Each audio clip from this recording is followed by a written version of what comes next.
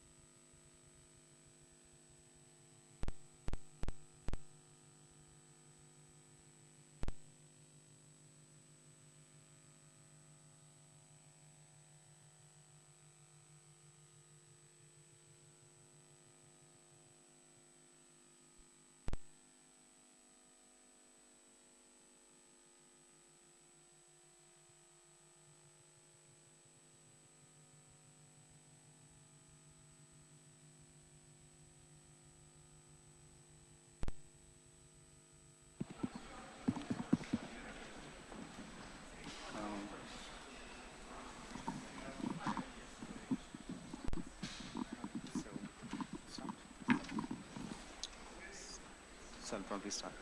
Okay. Yeah, so I'll probably give an introduction. Good morning, everyone. So this is the last day of Europython, and in this session, we are actually dealing with some of the very hot topics that I'm really interested in. That's neural networks. It's not ideal. Boo. Yeah. Okay. So, welcome to this talk about Elasticsearch, Logstash, and Kibana and the rest, of course. We have today Hansa Kral. It's a Python developer and Django core dev. Okay. So let's go. Thank you.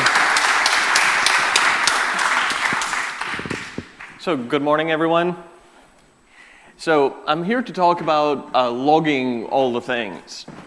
And while that seems somewhat obvious, I want to take it a little bit step further and to explore what logging is, what it can be, and what are the important aspects to keep in mind when you're doing logging, especially when you're doing centralized logging, and also the motivation for it. So also, every good talk, begins with the definition. So what is a log? What do we mean by logs when we say it during this talk? Well, essentially, when you come to think about it, a log is any sort of message, any sort of document, any sort of piece of data that has a timestamp and doesn't change after it's been created. So it can be applied to many other things than just logs as you think of them as lines in the file.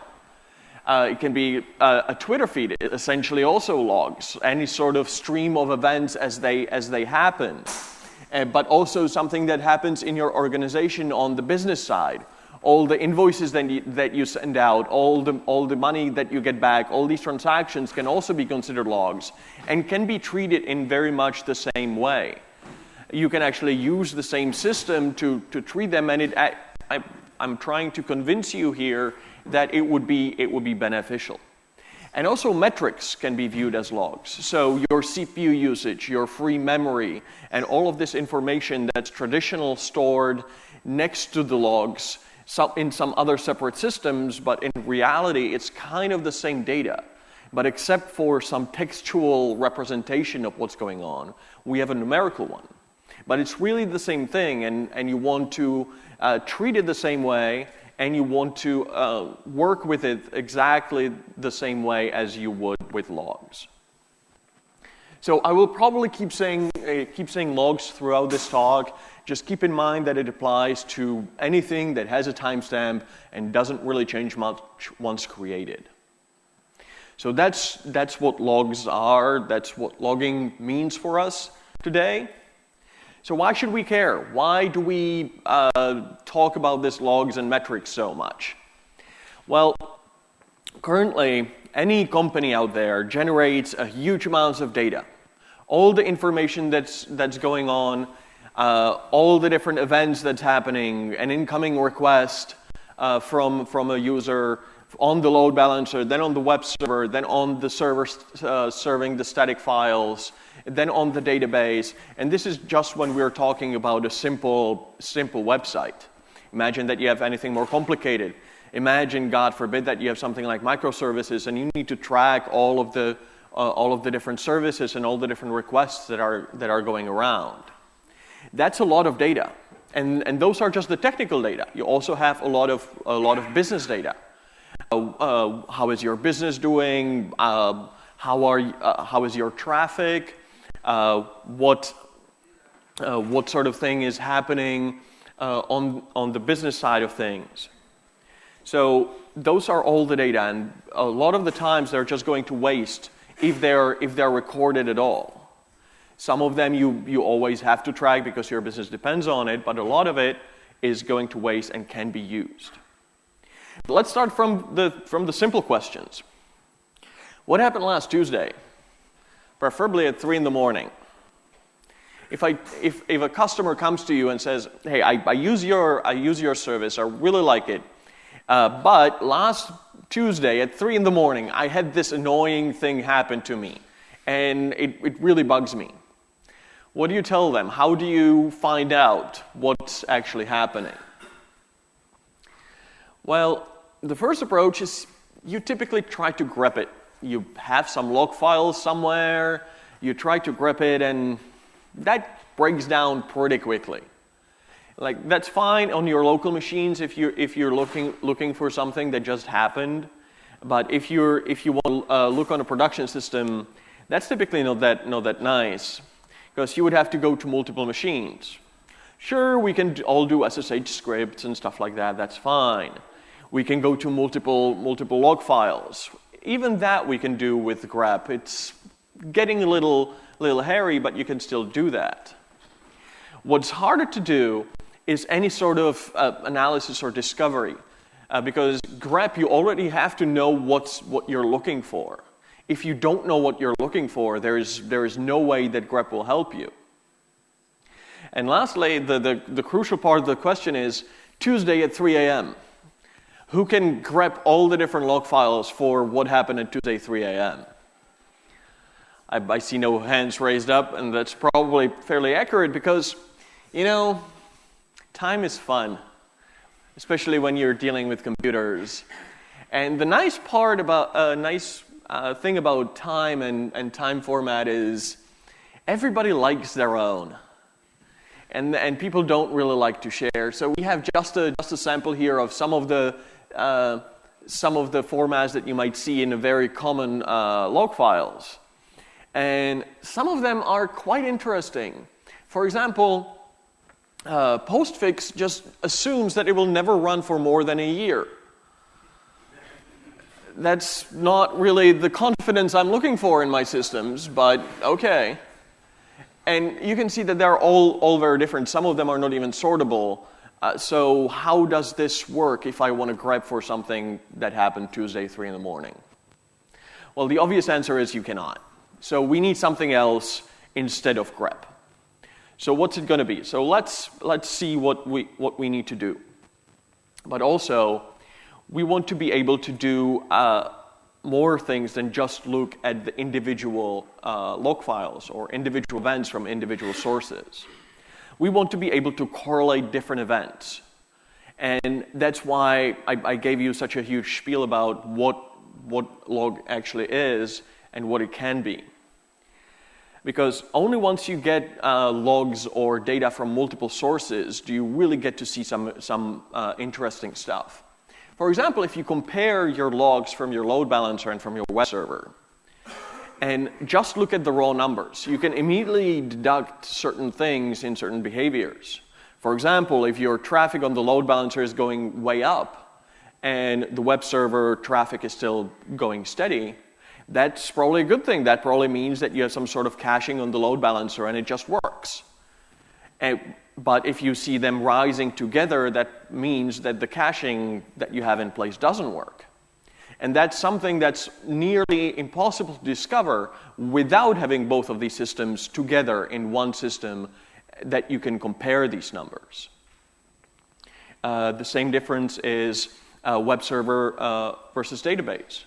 Like, you also want to have some sort of caching. You definitely don't want to scale linearly, that the more requests that you do, the more database requests that you do. Like, that doesn't scale really well. So you need to be on the lookout for these kind of patterns. And this is, again, something very difficult to discover.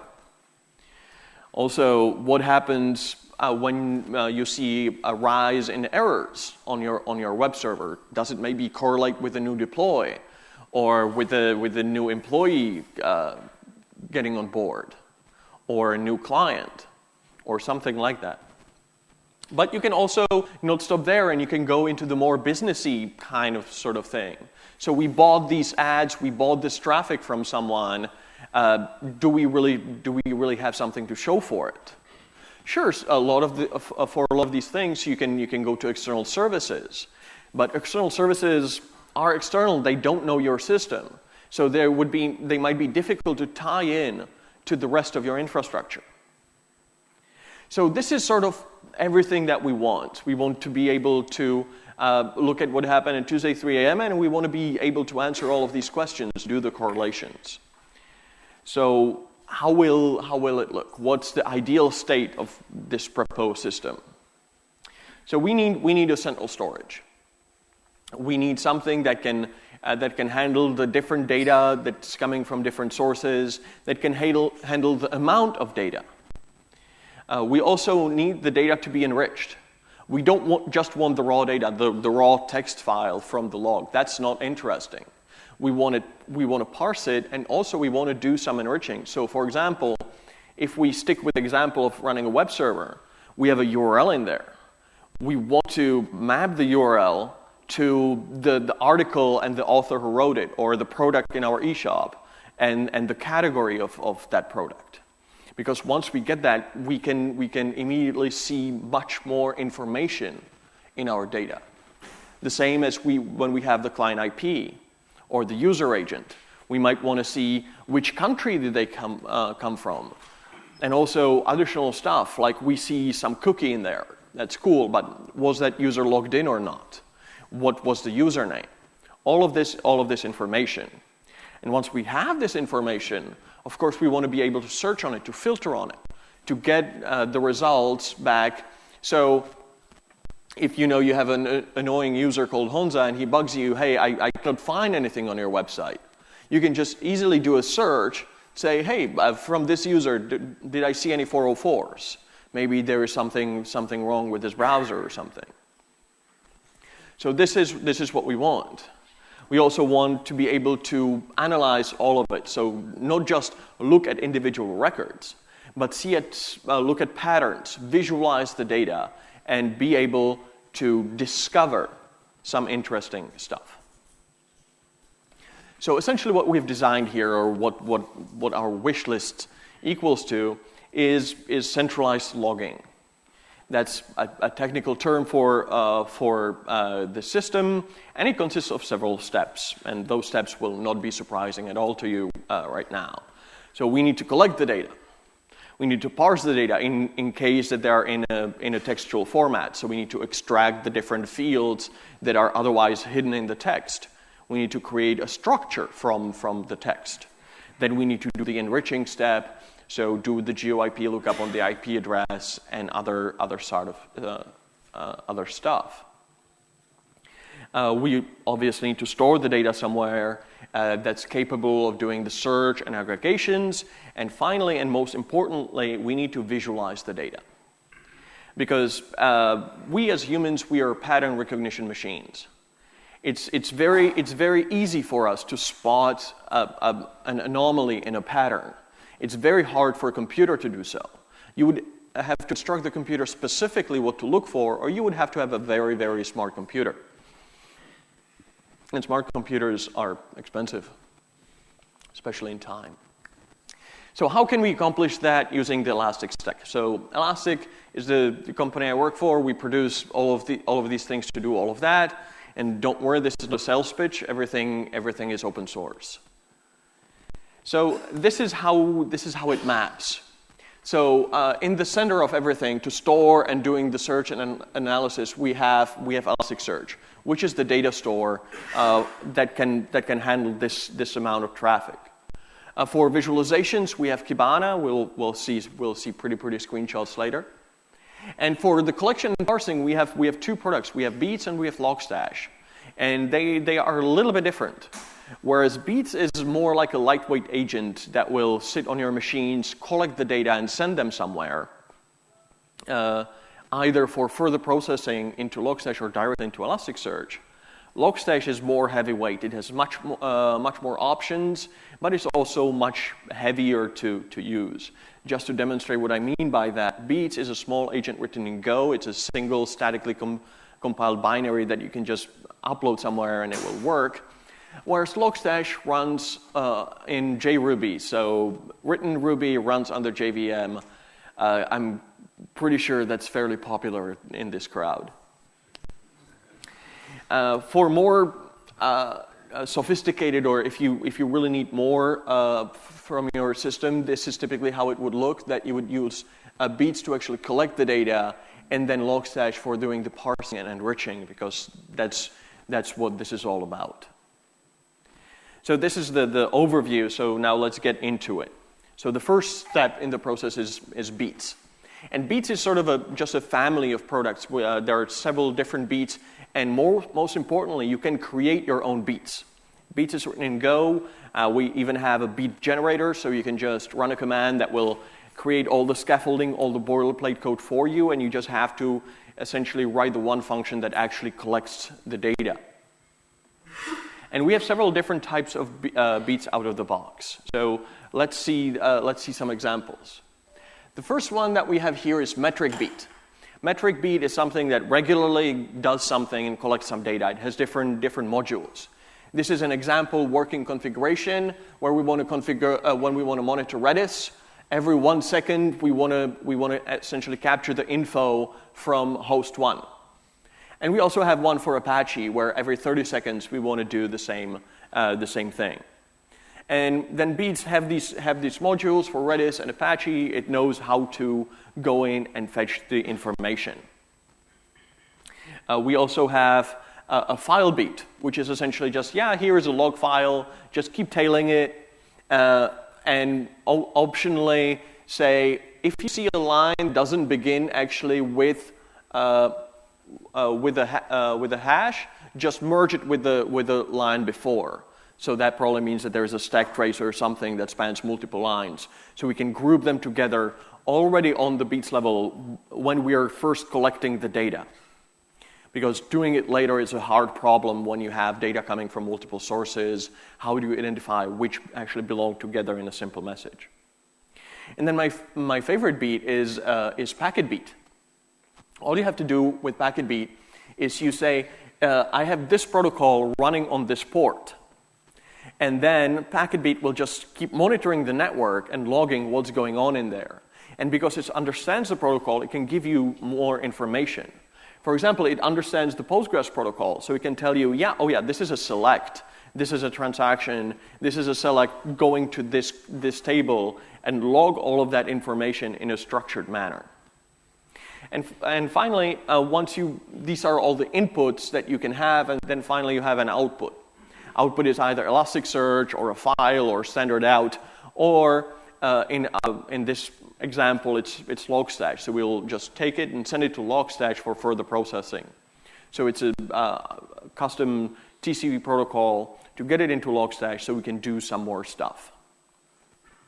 So let's follow our data and go to Logstash ourselves.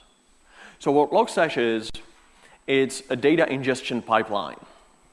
There are inputs, then there's a bunch of filters, and then there are some outputs. It's really just that. It's really a pipeline. So what are the different options? There are many, many different inputs. The most interesting ones, at least for me, is all the different queues that we have: Redis, Kafka, RabbitMQ, ZeroMQ, all of the different ways how you can get data from a queue. Also, how you can get data just from the network. You can just open a TCP socket and listen to whatever comes in.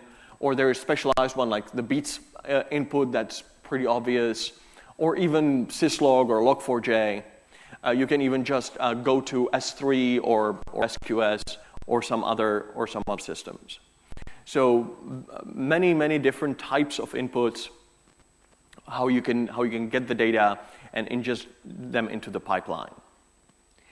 Then sort of the meat of it is all the different filters that you can apply to your data. This is just a small sampling of the filters that there are, and highlighted are the ones that, again, I personally consider more interesting. For example, anonymize. If you consume some data that can potentially contain some sensitive information like email addresses and stuff that you don't necessarily want to expose to everyone in your company, but you want them to have the ability to inspect the logs, you can just anonymize everything, which will go through a one-way hash. So all of the same emails will correlate to the same hash, but nobody will be the wiser which actual user this is. I've talked about the GeoIP filter, that it will just take an IP address and give you back the country, the city where the user came from. So you can visualize very nicely on a map where your traffic is coming from. And you can even know, for example, which users around the world have the best experience, the best latency, or the worst. Grok is if you want to parse text. JSON is kind of obvious if you have data in JSON, so just parse it as JSON. User agent is if you've ever seen a user agent string in your log files, it's a nightmare to make sense of, even for people. So user agent actually will parse that into structured information. This is Chrome version 7.72, and it's running on Windows. And then Logstash has, again, number of different outputs. The crucial one is probably Elasticsearch, but there are many others. You can just write it to a different queue to be processed by another system. You can write it to a different, completely different storage. If you're so inclined, you can even write it to MySQL or something like that. I don't know why you would do that, but you can. And it actually might make sense for some of the data, because what you can do with Logstash quite easily is you can say, put all the data in Elasticsearch, and if you see some critical error, send that to me over email. And if it's really, really critical, just ping PagerDuty and have my pager go off so I can jump on it right away. So you can have multiple different outputs with filters, so you can be alerted immediately what's going on in real time. So that's Logstash. It's really not that hard in concept. You have inputs, you have a number of filters, and you have some outputs. The only interesting part is that you can have multiple outputs, and obviously multiple filters and multiple inputs. And then the data gets into Elasticsearch. So what is Elasticsearch? Again, just to super high-level overview, it's a distributed search and analytics engine. It's open source, it's document-based. By document, what we mean is everything that you can express as JSON, we can index and we can search on and analyze. It is based on Apache Lucene, which is sort of the library that does all of the heavy lifting. And it is very friendly. It speaks JSON over HTTP. Then there are obviously clients in any of your favorite languages. My guess is that your favorite language would be Python, so we do have a Python client for Elasticsearch that you can use. And the nice part about Elasticsearch is that it is distributed, and it has some qualities that make it very well suited for the logging use case. So how does it look inside of Elasticsearch? Again, the most highest of levels of overview. So Elasticsearch is a clustered solution, so you have a number of nodes that work together. From the outside, it's completely transparent. You don't really care what's happening inside and what's in what node. As a client, you can always talk to any of the nodes in your cluster, and they will all answer the same questions in the same way. So you don't have to worry about any of this, but it's nice to know how it works so that you can reason about what your expectations can be. In the cluster, the data is stored in indices. And each index is essentially a connection of shards. So what we do is we say, we have this index, which is just a logical grouping of documents. And we'll split it 5 ways. So we'll split it into 5 shards. And each of these little shards we'll store twice, in case we lose one node, so we can still keep going on. And these shards are actually the unit of scale of Elasticsearch.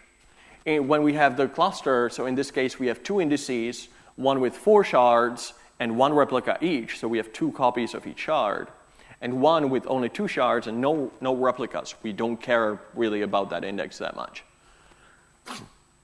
And those shards are what lives actually on the nodes, what the cluster keeps rearranging. So if I were to add one more node, the cluster will say, oh, I have a free node, and it will move some of the shards over to that new node. You will have a primary and a replica, which is just a logical difference. It really doesn't matter. The shards look exactly the same. They do exactly the same amount of work. So again, something that typically you don't have to worry about.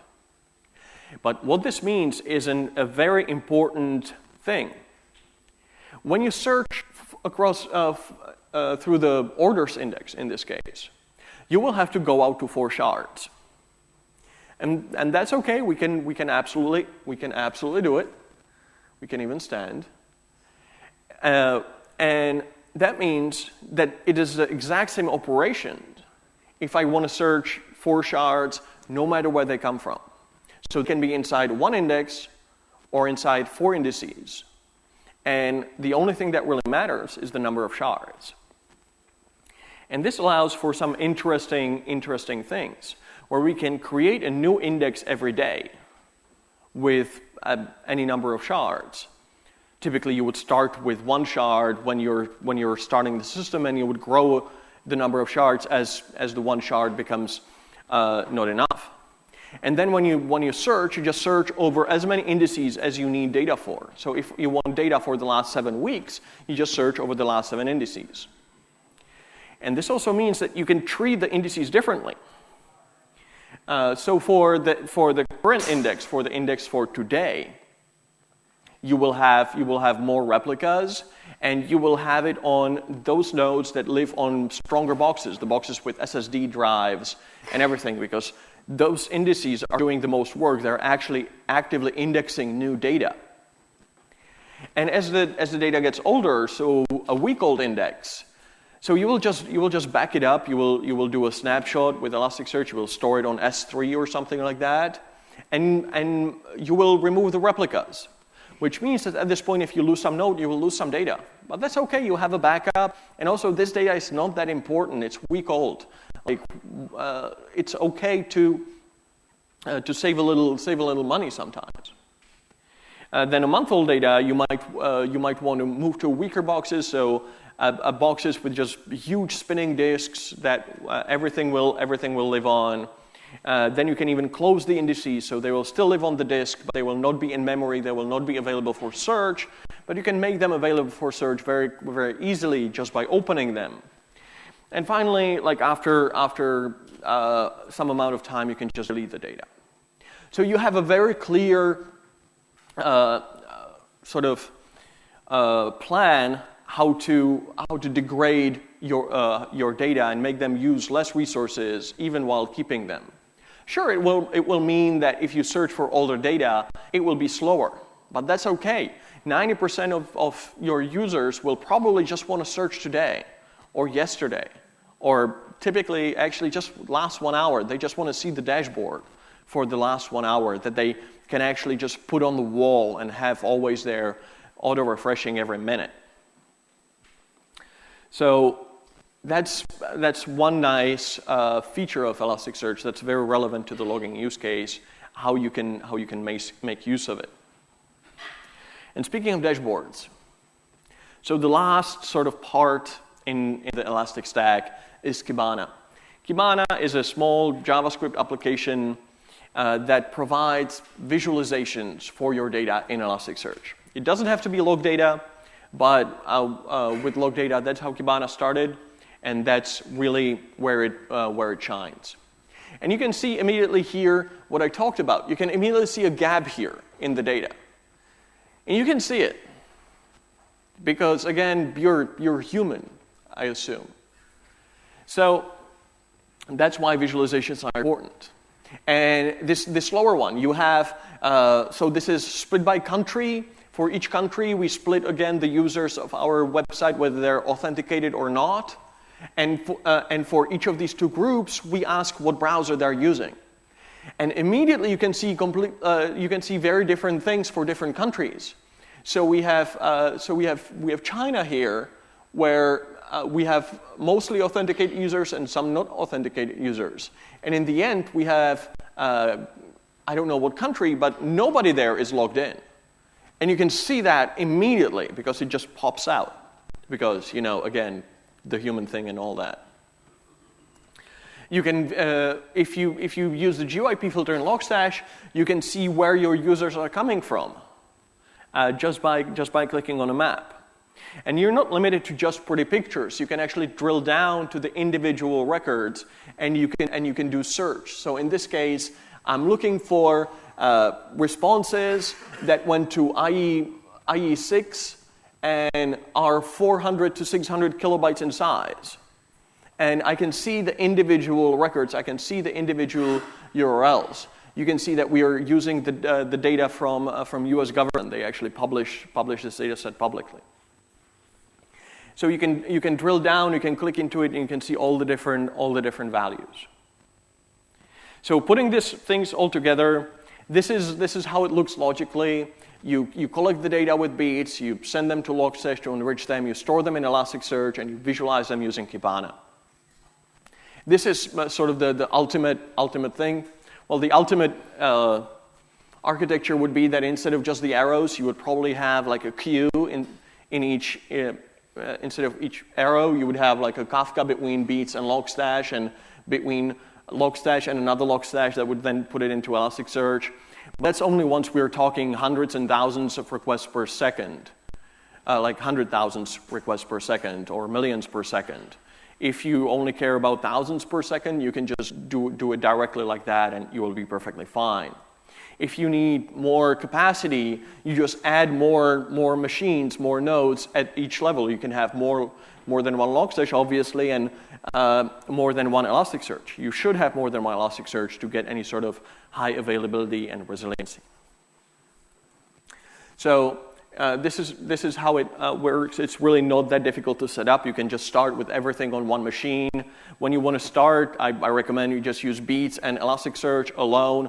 No Logstash, it will just work. And only when you discover more things than you need, like doing the enriching, etc., you can introduce Logstash in the middle. It will be minimal change in your document, in your configuration, and you can sort of grow from there. First thing that you will do is probably separate Elasticsearch and Logstash on separate machines, and then sort of keep growing from there. So how does Python come into it? What are the concerns when you're logging from Python? So first important one is to enhance your logs. Don't just log, well, this happened, but also tell, for example, how long did it take? How many queries to the database did it take, or how long did they take? Also include some sort of metadata. So who is the user who requested this? What is the page that we are currently on? Again, speaking about the web example. And ideally, log it just as JSON. Because if you log it as text, then you will have to parse it later. So you're both serializing it into text and then parsing it out from the text. Both of these things are pretty error prone, and they take a lot of CPU. And no human is going to look at the individual message. We will be looking at it through Kibana. We care about the individual fields, not about the one textual representation, including all of that. So log as JSON. And the way how to do it is there is a Python package called structlog that's actually created by Hinek. He's somewhere around. I believe he's now giving a talk at one of the other tracks. And what structlog enables you is to do exactly that. So add structured info to your logging. Add qualified fields with names and values. With that, you can track the info through the services. So if you, for example, have your load balancer, you can attach a session ID as an HTTP header, and then track it. Even if it has to go to 2 different web servers, you can, in the end, put them back together and track the one request through your different systems. You can add a little comment to each one of your SQL queries, again, to match it back to the request that started it. So you can sort of track the one user action on your front end to everything that happens on your back end. Then ideally, you want to log that into a file. You can send it directly to a queue or to Beats or to Logstash or something like that. But at that point, what happens if your logging infrastructure goes down or if you want to upgrade it? The worst case scenario here is that it will actually impact your production, your application. That's not really very acceptable. So what you want to do is sort of use some sort of buffer. And the easiest buffer that you can find that's most universally supported, well, that's a file. So just log it into a file, and then you can have a file beat sitting there, listening to it, and sending it to either directly to Elasticsearch or to Logstash for further processing. And you can be perfectly fine. If your logging system goes down because you're just playing with it and you're still not committed, that's fine. Your application will still run. You will not lose any data. You can backfill them later. And it will give you a lot more flexibility. So I think that this is okay for our overview of what's possible, why you should do it, and what are the key concepts that you should keep in mind when designing a system like this. And now we have some time for questions. Thank you.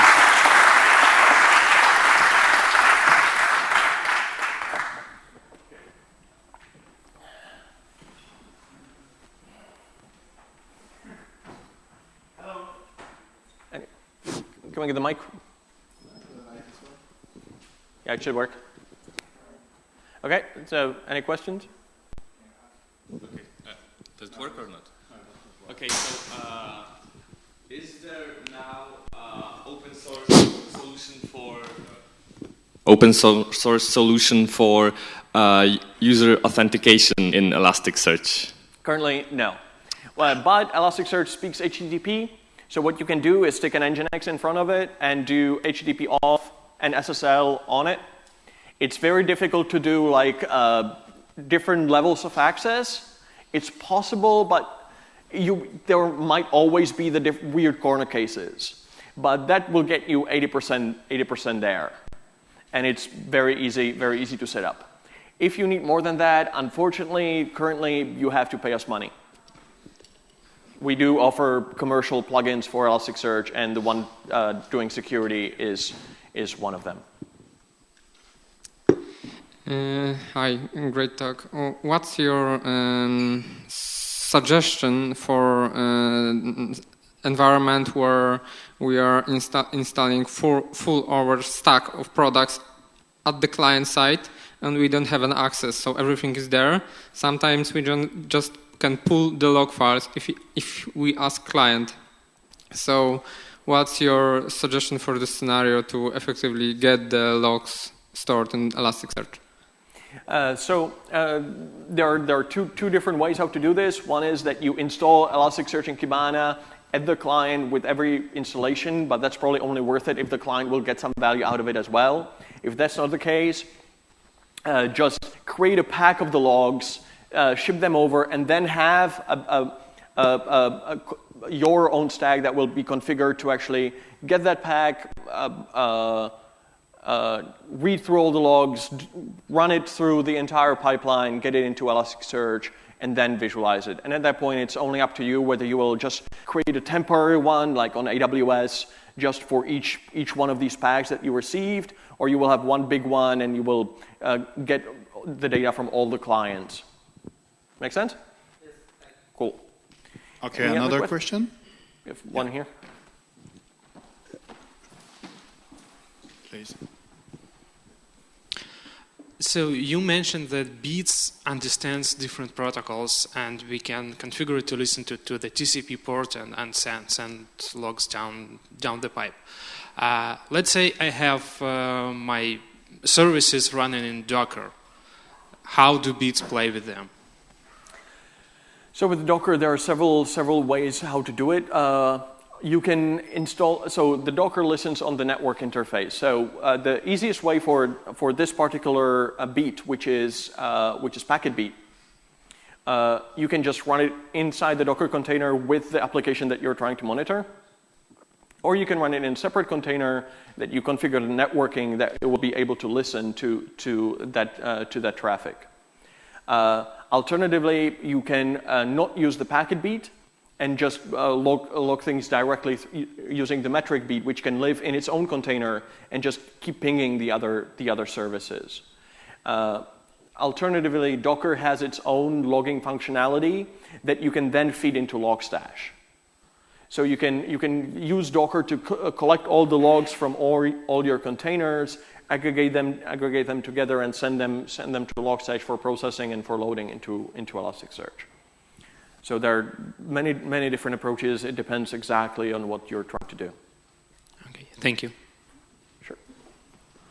Another question? Yeah, two. Okay, we have 2 minutes. Just can you? Sure. It's not really a question, but a pet peeve of mine is that people log what they're doing. And I can see from other things that what you're doing, please log why you're doing things. Something is secret sauce, I don't care, but the things that you do want to log, or are able to log why you do stuff, please log the why. You heard the man.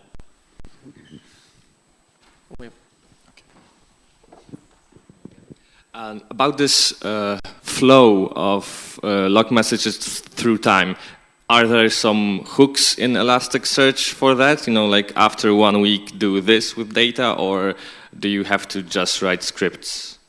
Thank you for that question. That's what I forgot. Yes, there is a tool. It's called Curator. It's written in Python, actually, and it allows you to do just this. And also, in new version of Elasticsearch, Elasticsearch 5, which will come hopefully later this year, it's already built into Elasticsearch, so it's an API inside Elasticsearch. So Elasticsearch Curator, if you just search for it, or if you do pip install Curator, that's the tool. It has a command line interface, so you just stick it into your cron, and periodically you will run Curator. Everything older than 5 days, remove it, or any other actions that you might have. Okay, no other questions. Thank you so much for the speak. And thank you for having me.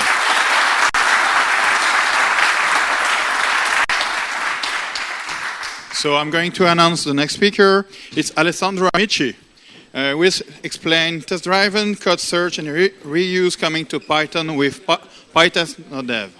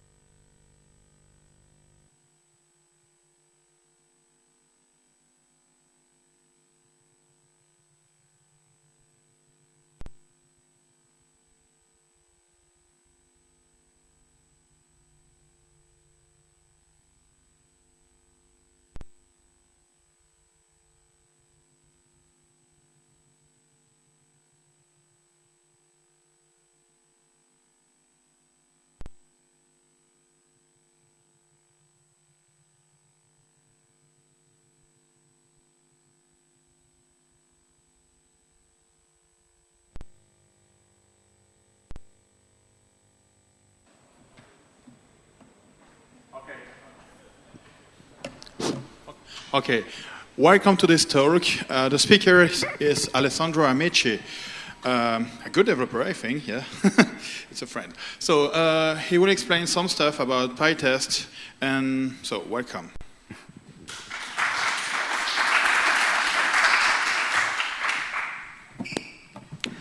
So this talk is about test-driven code search. And this is a rather new technique, not so new because someone already tried it a few years ago with Java. But it's the first time that I see it applied to Python. The idea is pretty simple. What we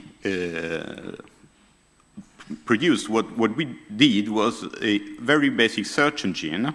It's a PyTest no-dev, it's a PyTest plugin that enables you searching for code inside your machine on packages that you have installed on your local machine.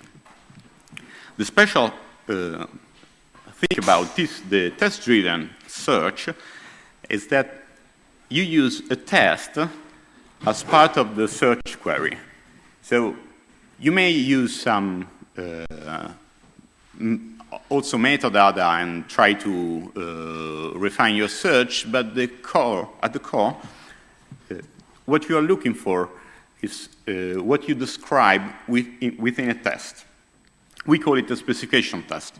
That is something that tries to specify a behavior or a feature without going too much into the details on how it is implemented. And once you run your search engine, you will get some search results. So this is a list of functions or classes or whatever object, actually, that passed the specification test. The documentation, the main, the core of the tool is the PyTest no-dev plugin, and there you have the main documentation, but there are a few other there are a couple of other tools that I will show during the talk. Now, since this is something new, at the beginning I organized this talk to be somehow theoretical, but then I completely rewrote it yesterday because I think really good examples make people understand much faster. So, how it works? Do people here know unit test, PyTest and PyTest fixtures? Who does? Okay. Now, basically, the base implementation detail is that the plugin provides a special fixture that's called candidate, and you need to use this fixture when you write a test that you want to use to search for code. What will happen is that the fixture will effectively parameterize your test by passing it all the objects that it will manage to find in your environment. So if you install 10 packages in your in the virtual environment together with PyTest, it will collect all the objects, all the live objects in your standard library and in all the packages that you installed. Then, obviously, since this will be a parameterized test, the test will be run every thousands of times, most probably, and once for every object, and the object will be passed, a reference to the object will be passed into the candidate variable. So you basically will use this candidate as if it was the function that you are looking for, and then the search engine will just tell you which functions, classes, or objects in general actually appear to behave exactly as you intended. So, this is let's do our first search. You want to search for some kind of a function that has a feature. For example, let's search for a function that, given the name of an executable, returns the path to it. This is not just a nice example. This is actually the first real case that we have. We had exactly this need, and we started searching for it on the web. We didn't like the results, and we say, okay, no, this is the perfect test case, because it's something easy. It's easy to write a test for it, and maybe there is something somewhere in my environment already that does it. Obviously, you could just write something like a sub-process call to which, and then parse the result, etc. That would be hacky, and it will not work on Windows, so it's not the best. So what is a specification test? I write a standard test function for PyTest. I use the candidate fixture. Then I, just as to have the test more readable, I basically rename the candidate to which is more or less the idea that I'm looking at something that works like the which command in the standard library. So then I assert the behavior that I expect. If I ask sh, the shell, I want to my function, the function I'm looking for should return bin sh. And if I pass it the string env, it should return usr bin env. These two are two very common Unix commands, and they are the one among the most stables, because a lot of commands may be in usr bin or in bin or sbin, but these two are the more common. So once I have written this test, I write it to a file, and then I just run it as usual with PyTest as usual. Just I need to add candidate from all. This means that the candidate function, the candidate fixture, will be parameterized by everything I find in my environment. So this starts a standard test session, and I get usually something like 5,000, 6,000 objects. This depends very much on how many packages you have installed. This is not many. It's easy to go into the 30,000 or 50,000. And then it just ran for a while. We will see in a minute. And since the test is expected to fail, the PyTest will print a small x when the test failed. I mean, you are throwing basically random functions to the test, so you expect it to fail most of the time. But then you have capital X's, which means that the test passed it was not expected, but it passed. At the end of the run, you have many, many X. What you expect to do is to have a result, and in this case, we found three objects that passed the test. And this is the report. So for my test which file, we found a case in which the test which function passed, and this is the executable. Now, I have the test function as well, and let's see how it works, how much time it takes. So right now, I'm not using PyTest, pure PyTest. I'm using a kind of a boxed run on PyTest inside a Docker container, because when you throw random arguments to random functions, anything can happen. So if you try to do it on your machine, you will find backup files for with crazy names, or probably connections to wrong hosts or whatever. So you prefer to do it in Docker, and at the end of the run, you throw away your Docker environment. So what happens is that right now it's collecting all the all the objects.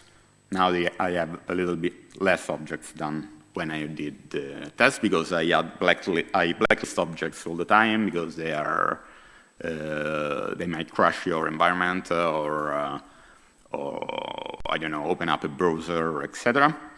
And this is what happens.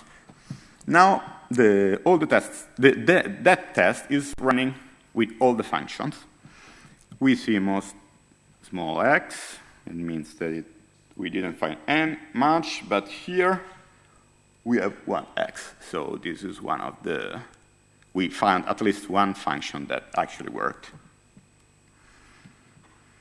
This takes approximately 60 seconds, and if everything goes okay. And now we should also have some garbage on the screen, because since you are using functions and classes in unexpected ways, you're always throwing random stuff to it, exactly, you end up discovering a lot of bugs and in the package that you have, because in most of the printouts is exception in the del method that are ignored but printed to the standard error.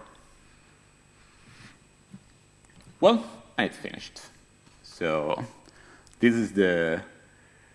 Now, what happens once you get the result? You say, okay, I have tested past that very easy, very basic test. And what do I do? Well, since I have a manageable number of results, I can just have a look at them and decide if this is really what I wanted. This is this tutil spawn find executable. The name looks like it what we are interested in, and this is inside the standard library, so it's very useful. Maybe I don't need to write any code for my find executable for my which function, because I may just use this one. You see, it does more or less what I thought. It gets path, then it splits somehow in an OS-independent way, then it does some Win32 checks that I even didn't think I needed, because I don't use Windows usually, but yes, might be useful.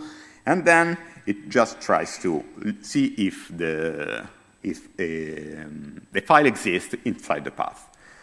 It's not really the best. I mean, isFile, it doesn't check if the file is an executable. So it's not really perfect, but at least I have a template if I want to improve on that. Then I have pexpect util switch. I don't care too much about that, because I already have a function in the standard library, so I don't need to add a dependency to my project if I want to use that. But then they have shdelwitch. Whoa, this is even more standard in the standard library, and this is the code. And if you have to look at the code, it's much, much more complex, and it has a real access check. That means it checks that you can read it, that you can read the file, and you can execute it. And there's several details that I would not have thought it would have taken me 1 year of production to get right.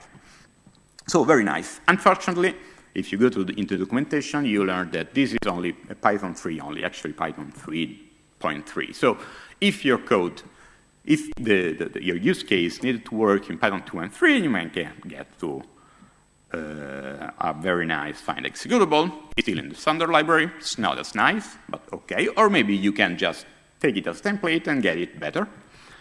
Or if you are Python 3 only, you have the luxury to use which is great. Well, how many of you already know the which function or how to solve this problem? Okay, a few, right? I mean, it's in the standard library, but I mean, I didn't know it, and it was faster this way than to look for it. Okay, let's go back. Now, this is a very simple example, but it also shows how things work. Now, one of the points is that in this case, input and output of the function were really easy. When you have something that where the reasonable implementation is really easy, it's easy to write a test, but as soon as you look for more complex stuff, writing a test that doesn't, that is somehow implementation agnostic, that doesn't make too many assumptions of the implementation, is complicated. It's more complicated. But actually Python is really great to write stuff that it's not too tied to the implementation, to the details of the implementation. Because it has dynamic nature. For example, using duck typing, you are not forced to guess the right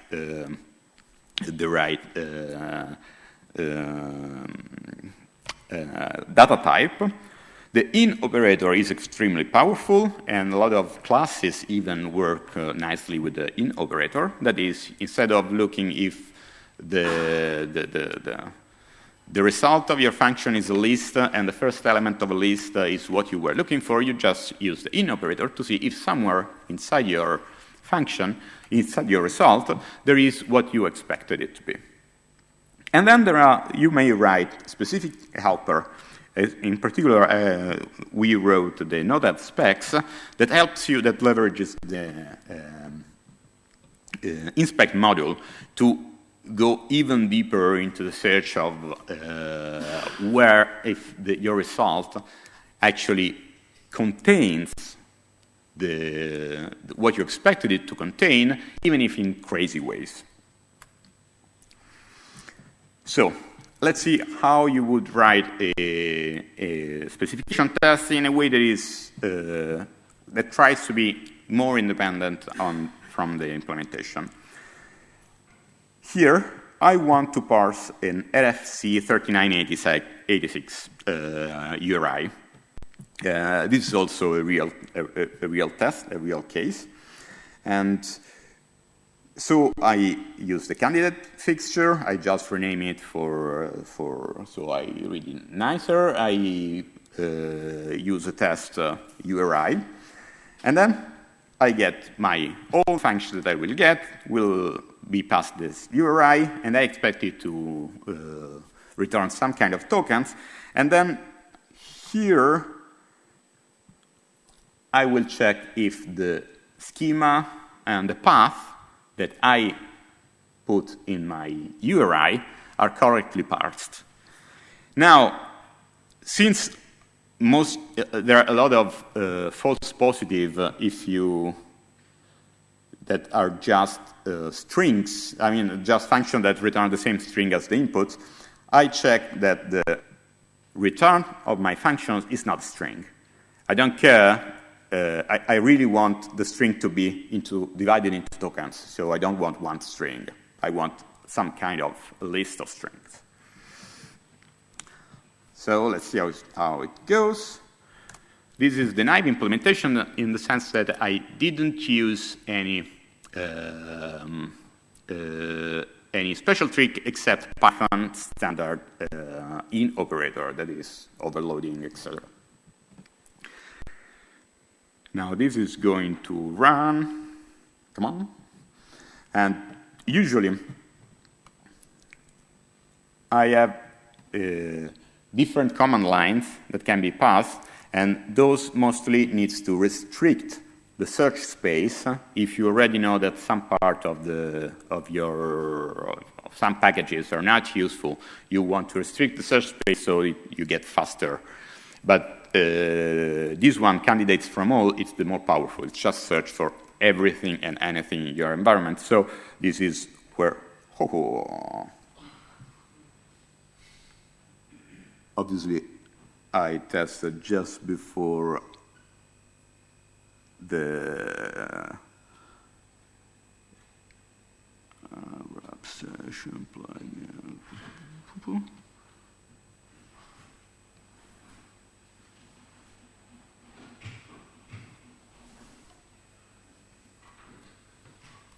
I don't know. Let's see. I have a second run. No, Now, let's see, since it takes a little bit of time to run, I also tried the second example, that is the same parsing function that is instead tested. The test is written using some advanced functionalities. That is flag container, in other specs generic, it gets an object, and it's a proxy object that when you use the in function, it tries really hard to see if the item that you're looking for is somewhere in the object. So, for example, it looks into the attributes, into the properties. It's even if it's an iterable, it looks inside every item inside the iterable. So it's extremely thorough. Let's see if we manage to not get the kill.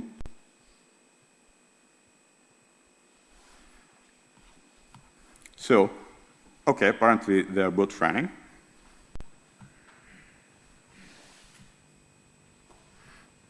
So, on this screen, I have the naive test, that one that crashed before. It was some kind of race condition because it's going okay now. And now let's see what the results are.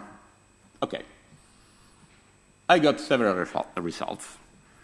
Now, the first three results in collections doesn't look very good because keys view, chain map, user string really look like false positive. That is, they're not trying to do anything with RFC or URL parsing, but it's just they're packaging somehow the string that you are giving them. But then you have this RFC 3986 API URI reference that looks very nice, but also the URL parse. That means you hit functions that are able to do this both in a package and also in the standard library.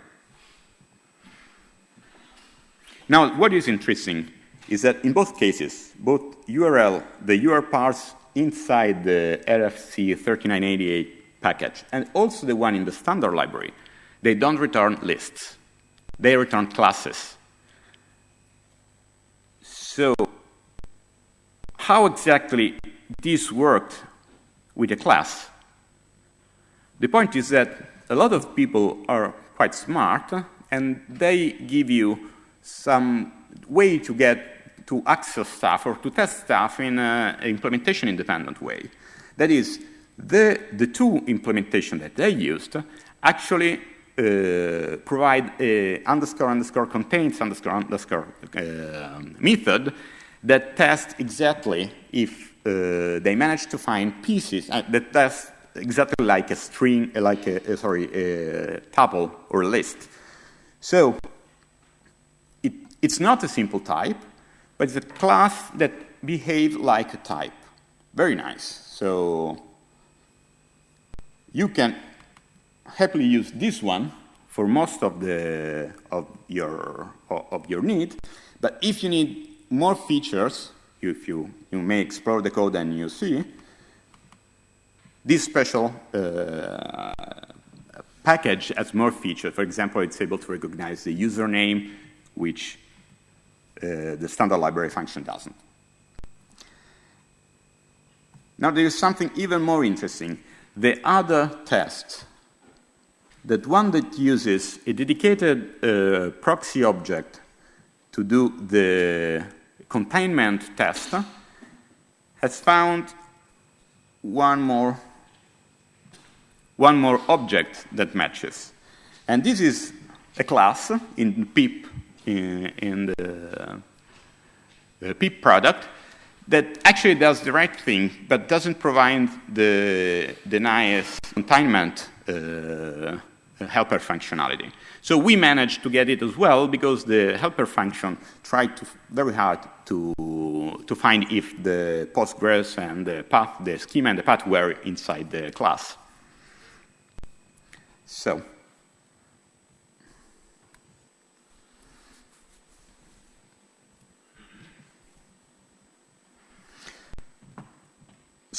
this is a way to get to test results in an implementation-independent way. But then I want also to pass arguments in an independent way, in the implementation-independent way. So in this case, what helps me is the parameterized marker of PyTest. For example, in this case, I'm looking for a function that just removes comments from a stream. And the main point is, how do I represent the stream? Because this is my text, this is the readout of my configuration file, for example, and I want to strip these comments here. So how do? I use a parameterized parameter argument so that I can say, okay, I have different functions that will make this text, this comment, into different shapes. I can pass it as it is. I can pass it as a list of individual lines, or I can pass it as a list of individual lines with numbers. This is how my application actually was doing this part. Or I can pass it as a file. Now,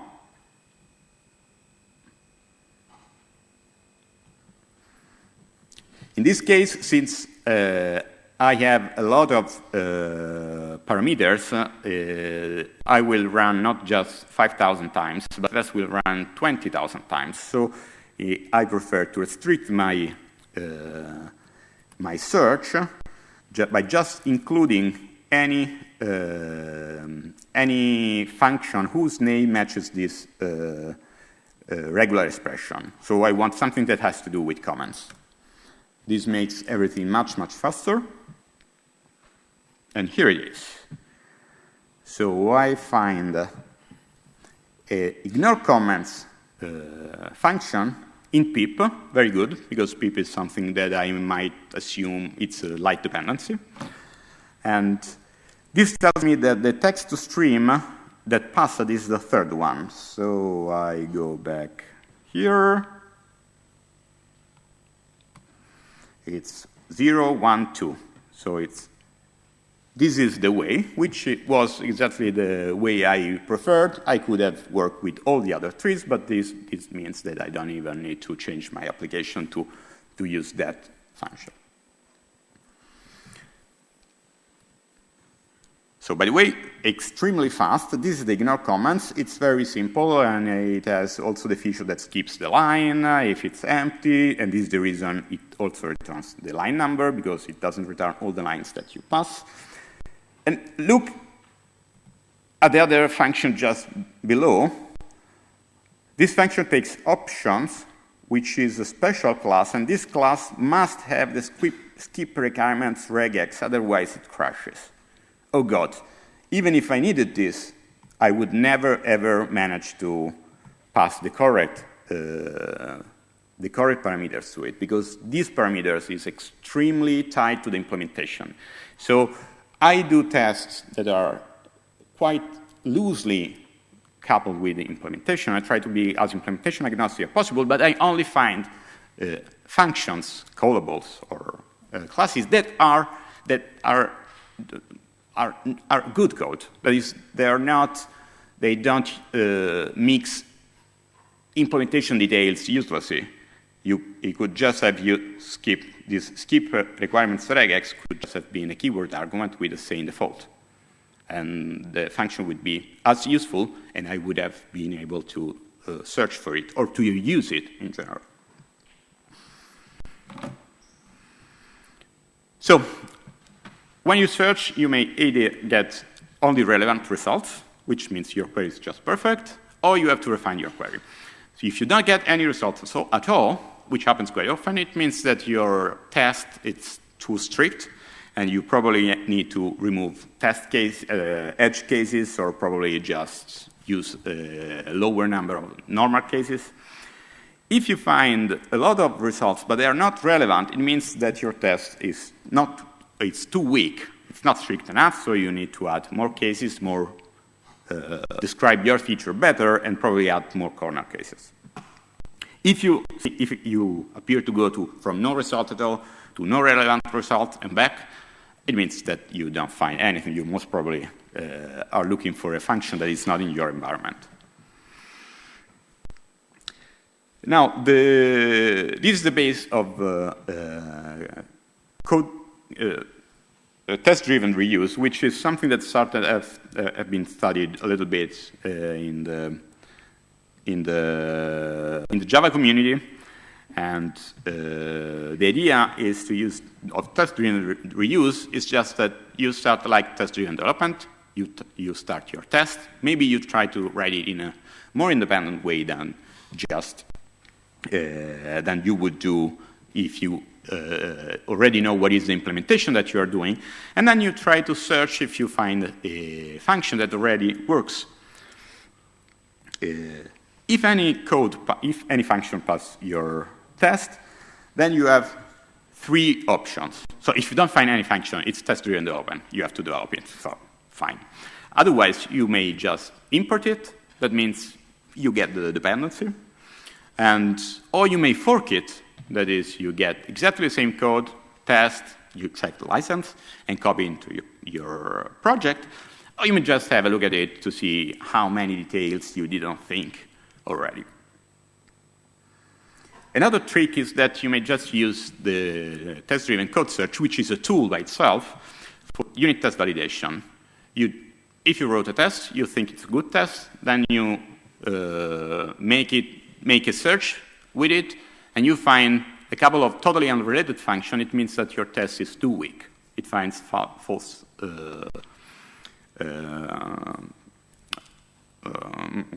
hit. So limitation in future work. The main point right now is performance. And then you may do a lot of things like extending the search space and making more tools, but then you get even more work to do, and so performance, and parallelization, etc. And it would be very nice if this was not done on your machine, but on the web. So what we are trying to do is to make kind of a search engine on the web. If you want to know when things are starting to roll, write an email to the email here, and we are looking for people who are willing to test. Conclusions. If you start using it, you will recognize much better what are good tests and what are good code, and you will tend, at least this is what we notice, we tend to write your code so that all the implementation details are filed as way as possible, as simple or as intuitive as possible. Thank you for your attention.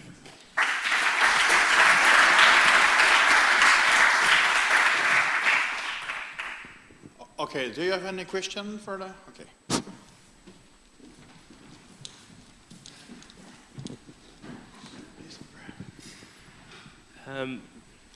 So do you filter somehow already on, for example, the number of arguments that can be passed and similar things? Because if a function doesn't take any argument and you need something that takes one, then there's not a valid candidate, for example.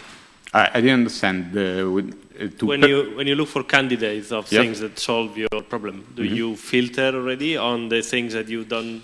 Right now, no. This is one of the reasons a web search, a curated index of objects would be nice, but it's very difficult to do it on your machine. With Python, you may tell how many arguments you are in a function, but not much more because due to typing, you might not actually want to be too strict. So the idea behind having a web search engine is that you have a curated index of what kind of function may fit a particular test or not.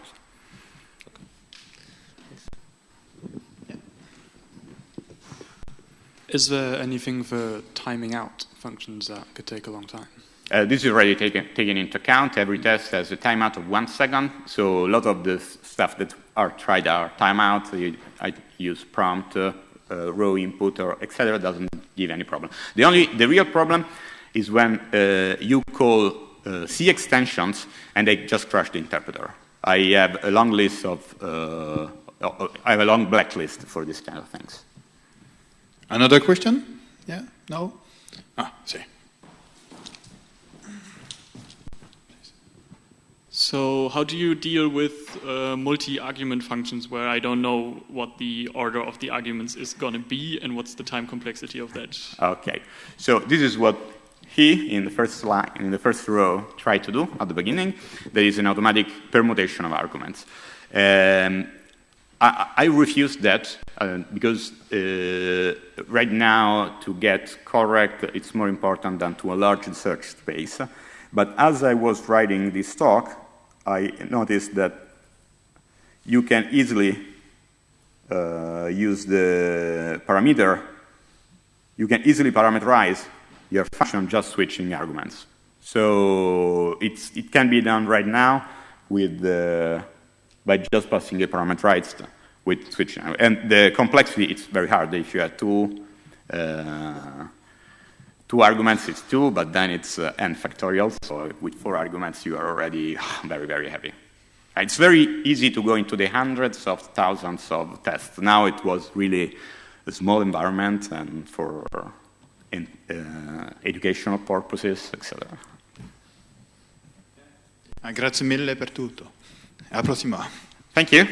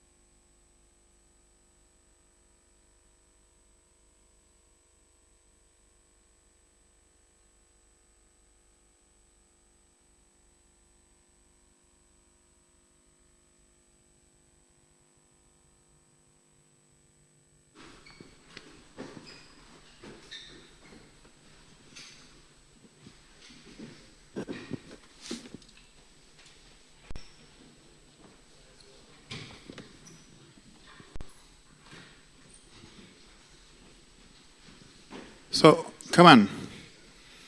You have some place here. You come.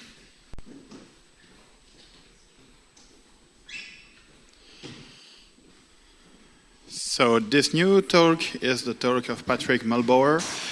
He will explain how to split a monolith application with the repository and the rest. Okay? So, good luck. Thanks. Hi, welcome to my talk. I'm Patrick. I'm working as a software developer at Blue Yonder. And if you came here because you only read the title without the abstract, and like I do sometimes, and are now expecting I will show you how to split a monolithic application into a microservice architecture, then I have to disappoint you. That's not what I'm talking about. I want to talk about what we did with our application, which consists of various Python packages, and we had all Python packages in one repository. And at one point we decided, we want to have one repository for every package we developed. And so let's start with this easy example how a Python package usually looks like. You have, for example, this structure. You have the actual package, my super library with this dunder init module in it.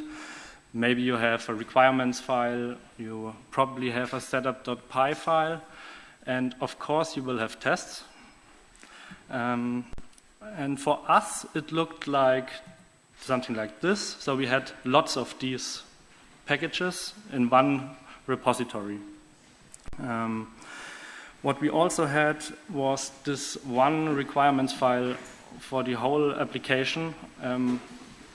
This was probably the worst design decision at the beginning. So even for the unit tests of every of these libraries, we just installed everything and used that in our virtual env to run tests. And we had actually a lot more than 4 of these packages in it.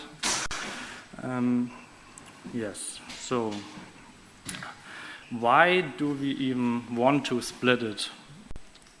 So there were various reasons. One of the reasons was other teams of our company started using some of the libraries in their own projects, and they always complained about, okay, we want to contribute, but every time I have to look into this big repository, it's such a pain to get it just running, whatever. This was one reason. Another reason was, okay, I called it spaghetti code here. It's this, what I mean here is cross dependencies. So you, for example, in library 1, you import from library 2, even if you don't actually want it at the end, because it's not well structured then. So as other teams started to use our libraries, we also had to release them. That's also easier if they have their own Git repository. And we also wanted to use something like setup tools SCM to get automatic versioning. So if you don't know what setup tools SCM is, it creates versions for your Python package out of your Git versions or Mercurial versions. So usually a setup.py file looks something like this, and you have this version keyword argument where you have to manually adapt the version string every time you want to do a new release. And setup tools does this for you automatically. So here you would just say, my setup requires setup tools SCM to be available, and I want to use this SCM version. That's then here. And what such a version then looks like is something like that. So here we have we are one commit after the latest tag. So before I set a tag 0.0.1, and this def1 then says, okay, you are one commit after the latest one, and at the end you have, after plus ng, the start of the current git commit hash. Okay, so talking about git commit hashes, so we decided we want to split our monolithic Git repository, but how do we do it? If we just move certain sub-packages somewhere else and then initialize the repository from the start, we would lose all the history we already have.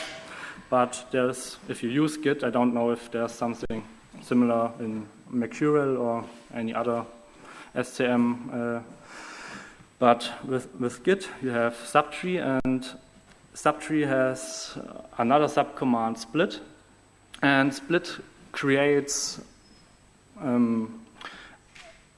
new history of commits for a specified prefix. So here I have as prefix library 3, and if you also specify a branch name, it will create a new branch which exactly has this newly generated history.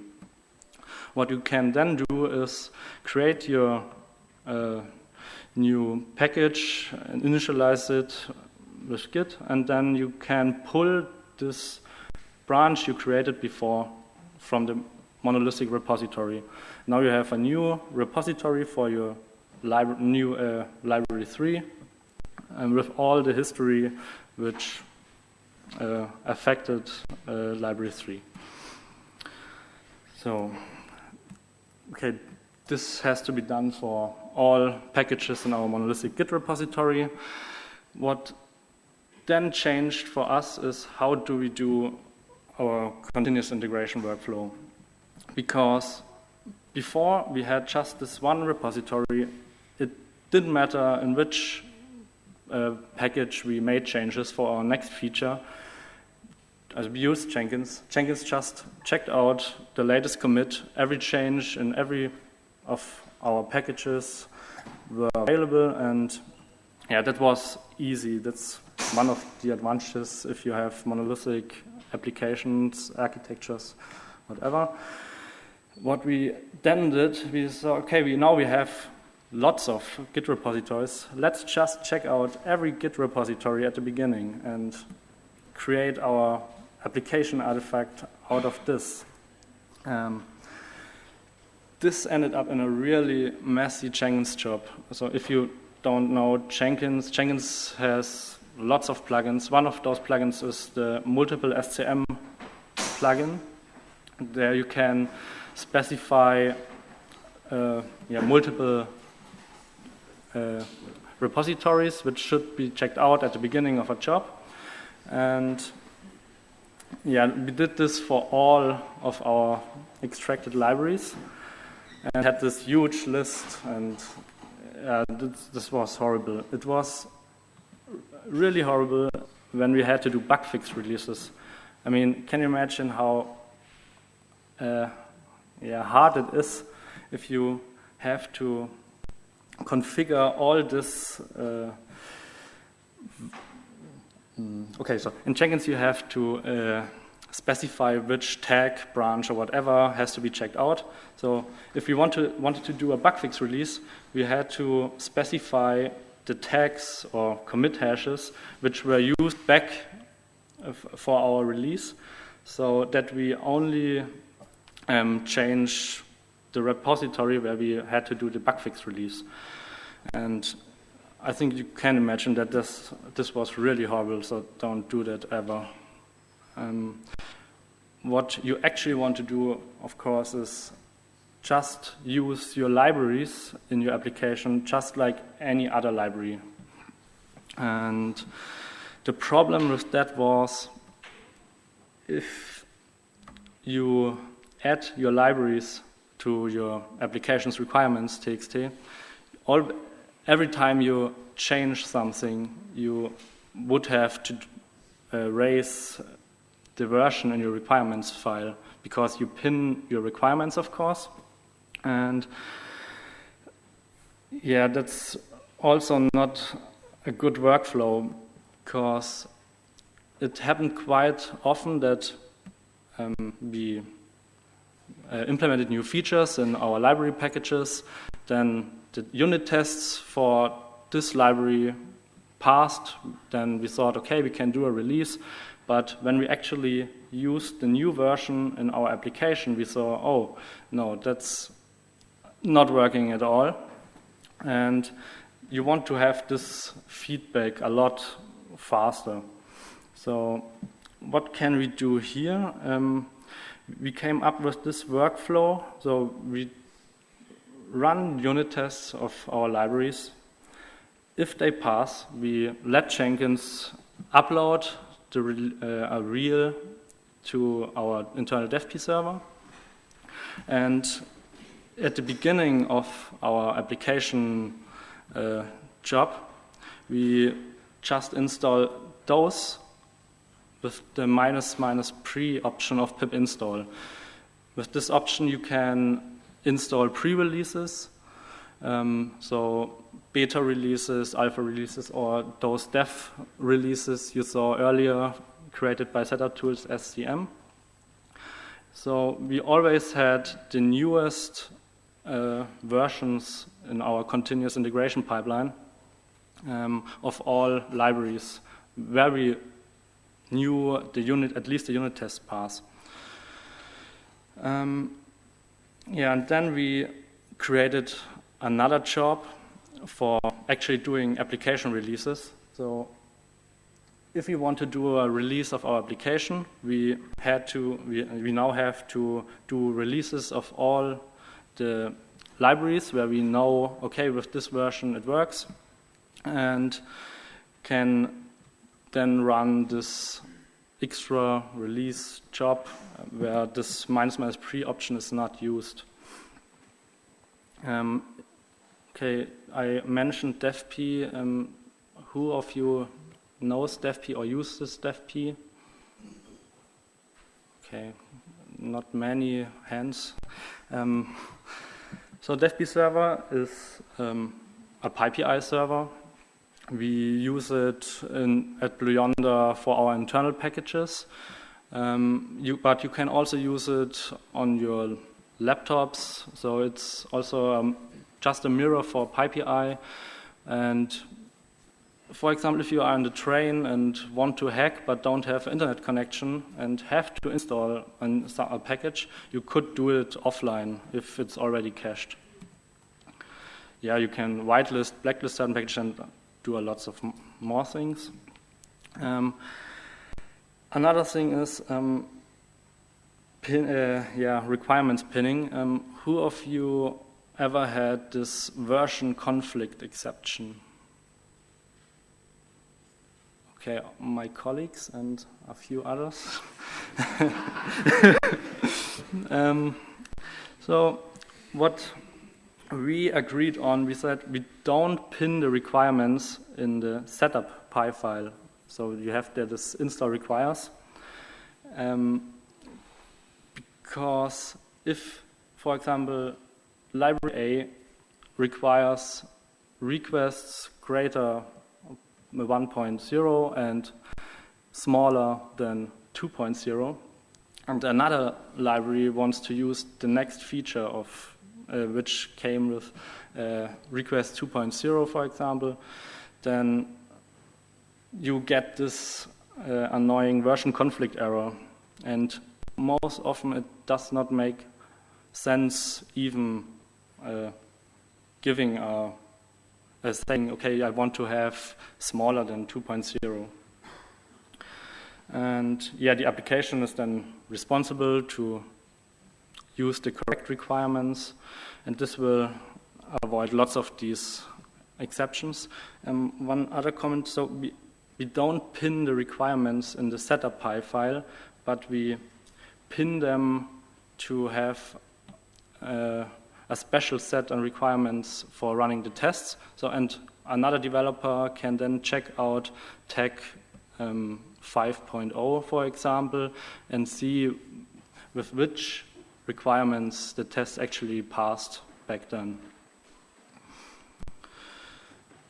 Okay, so now we have all those repositories. What did we actually gain? So we can use setup tools A2-AM for every repository. We have happy library contributors.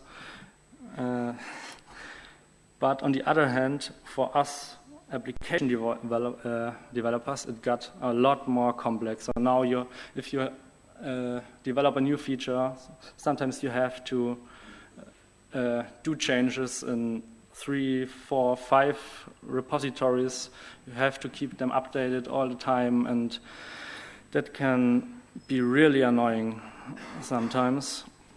But the quality and the structure of our code really improved. So now we have defined the requirements which every library needs, just this minimal set. So it does not happen that easy that we have this ugly cross imports which you don't actually want and so on. And that's actually a point. Now that you have a cleaner structure, it might be easier to see, okay, which components change in the same with the same speed or something like that, and where might be an extra service. Where might it be good to introduce a new service with only that library packages? So maybe that. So I think what we did up till now is a step before actually getting to microservices. So yeah. And I think that's all for now. If you have any questions.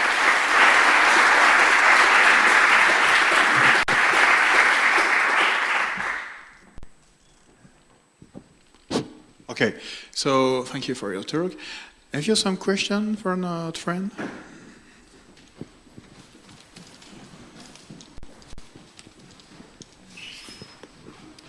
So, thank you for your talk. It was a nice experience. We have pretty the same problems in our project, and so you mentioned that during the deployment, your Jenkins job, your Jenkins deployment is a simple pip install, and it always installs the latest versions, right? So, I mean, it is the latest development versions for CI and the latest stable versions for the production release. What if you deployed some broken package to the production and you need to roll back to the previous version? How do you deal with that? Since I don't think you pin versions during your deployment. So how do you do roll back to the previous version?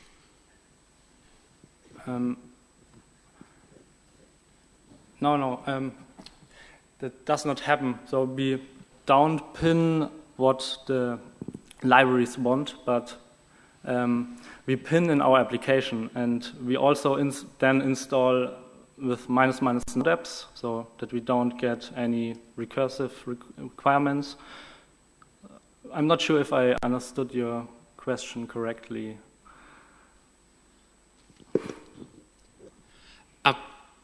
So do you pin versions of your libraries somewhere during the production or deployment? Yes, of course. So, like I said, in the libraries, we don't pin in the install requires section in setup pi, but we have an extra requirements file where we pin the versions, and we use these versions to run the tests for the library.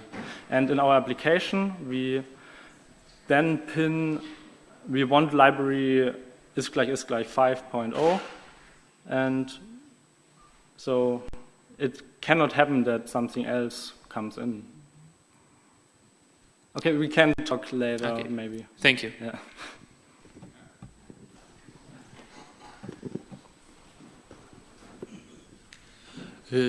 You mentioned that you have dependencies between libraries. So library A imports library B and each other. So how did you resolve it? That depends on how. It depends. Sometimes code duplication is better than having these cross dependencies. Yeah, that's basically it. It depends on how this cross reference looks like. So I don't have a special example right now. Sorry. How about depending one library on the other? So for the library A, you require library B. Okay. Like sometimes it's not a problem at all, but we noticed that in some cases we had libraries which depended on another library, and this one again required a lot of others, and then we had again this big unstructured thing. So yeah, I don't have the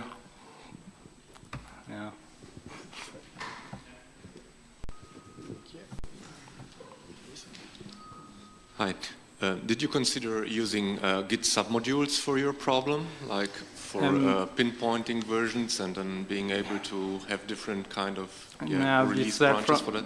We said from the beginning we don't want to use Git submodules. You tried? No, we didn't. We just said, nah, that's too dangerous to get fucked up. Okay. Yeah. Because we are doing that. So, okay. That's the way how we can pinpoint different versions and do like even hotfix branches on a super repository. Okay. So maybe we can talk. If it works out for you, great. Yeah. Another? Hi, you mentioned something about the code quality, like by following this refactored code structure, you had some improvement in the code quality. I'm just curious, like, how did you measure that? Do you measure some kind of cyclomatic complexity or something else? Like, what were your metrics to say that your code quality was improved? Okay, I have to admit that's just a feeling I had. Okay. That came.